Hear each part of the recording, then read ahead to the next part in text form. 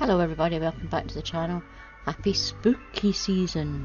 I thought I'd read you a few little short Halloween stories. Not too scary, I hope. The first one is called A Taste for Blood.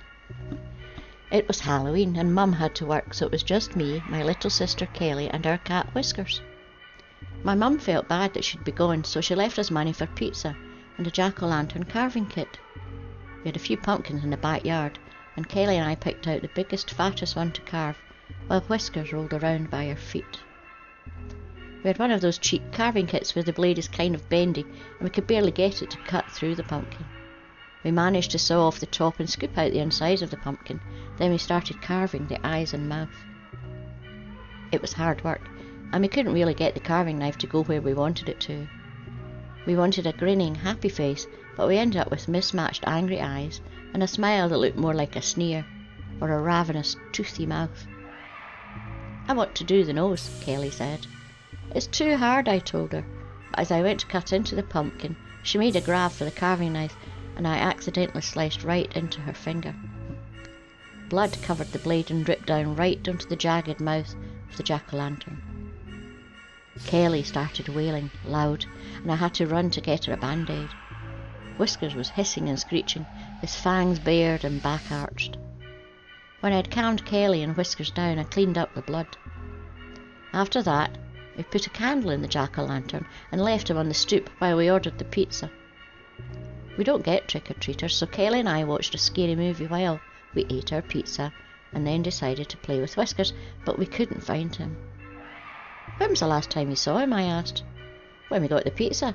He was staring at the jack-o'-lantern." We went to the front door and I almost screamed. I sent Kelly back inside before she saw. It was something I could never explain. There were long scratches all along the side of the pumpkin, like Whiskers had taken to scratching it. Not the slow scratching pose kind, but frantic, deep. And the jack-o'-lantern's wicked, lopsided grin dripped fresh, red blood. We never saw Whiskers again. A full moon. The doorbell woke him around midnight and Sam stumbled out of bed. "Be careful," said his wife, and he nodded. He was always careful. He opened the door and stared out into the winter night. Snow glistened under the full moon. No one there. Probably just a Tommyknocker who'd run off into the night. Then Sam looked to his feet and saw it, swaddled in a blanket. A tiny husky puppy, no more than a few days old. Next to it was a note. "Yours now, sincerely, Lo." Lo. God, that was a name he wanted to forget. He'd always been careful with his women before her. She'd laughed as they'd done it, howled even, then she was gone. He'd figured he'd never see her again, but now this dog. Was it a threat? Some ploy for attention? The puppy looked up at him mournfully. Funny, it reminded him of her, something about the eyes. "Everything okay?" called out his wife. No good waiting to explain this thing's arrival. He could put it back outside, but that seemed cruel. It would freeze in the winter snow. Some things a man just had to take care of quickly, without being sentimental. One quick twist to the neck, and the puppy was dead. "Daddy, what did you do?" Sam turned around to see his youngest boy staring at him from across the kitchen. Sam looked down, preparing to quickly wrap the puppy back up in the blanket so he could explain.